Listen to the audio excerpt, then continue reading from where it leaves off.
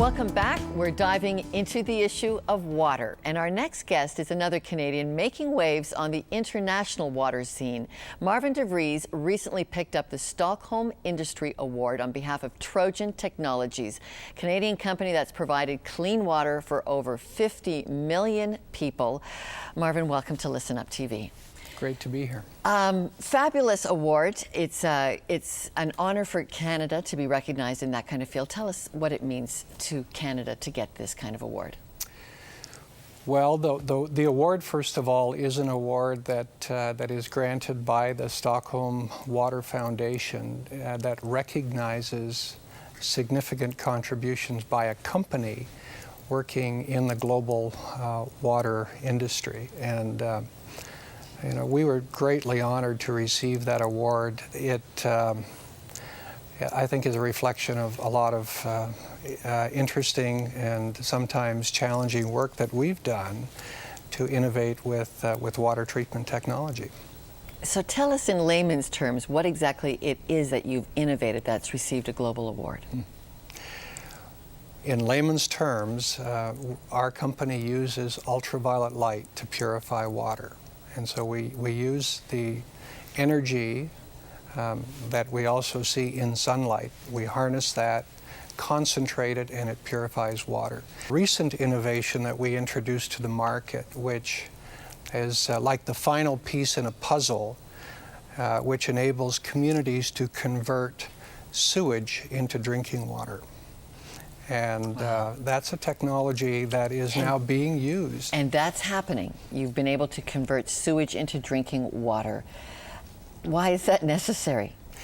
Well, first of all, we don't provide the only piece of the puzzle. There are other technologies that are a part of that treatment strategy, but what our technology does is it destroys the final population of bacteria and viruses that aren't removed by some of the other treatment technologies. And why it's necessary is a part of the reason I think that we were chosen for this award, and that is there are many places in the world today that have large populations that do not receive enough rainfall to meet their water supplies. And so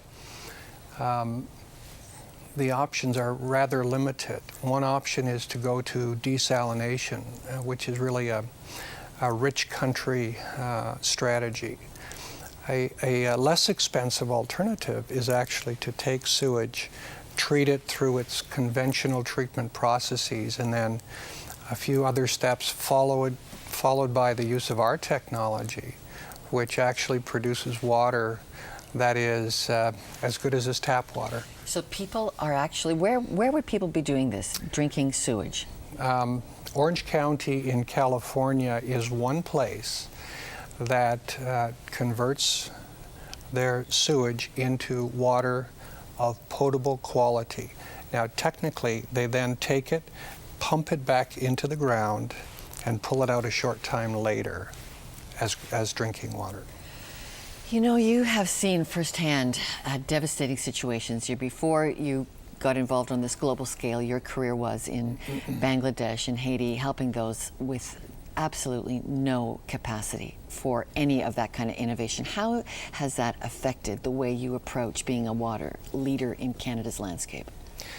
Well, just to tell you that story very quickly, Lorna, my first involvement in the water industry goes back about 30 years when my wife and I had the chance to live and work in Bangladesh, which at that time was a desperately poor country. And I was involved in a project to increase the amount of water available to very poor families for irrigation purposes. And we did, in fact, dramatically increase food production.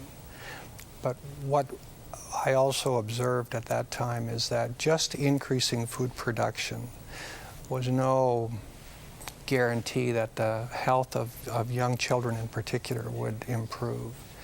And so they really needed access to a reliable supply of safe drinking water at the same time. So is the way I use water here, where it is in abundance, or I think it is in abundance, is it a moral issue?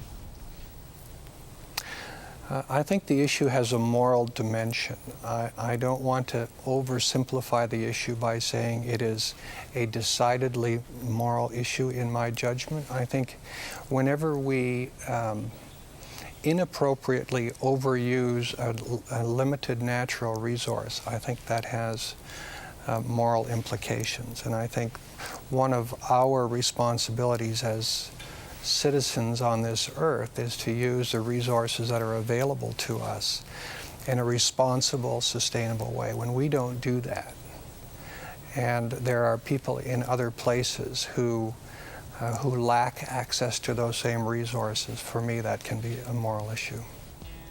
All right, Marvin DeVries, president of Trojan Technologies and winner of the Stockholm Industry Water Award. Thank you very much. Thank you. And when Listen Up returns, what it takes to bring water to those who need it most. A school teacher gets out of his classroom and finds out. That's next.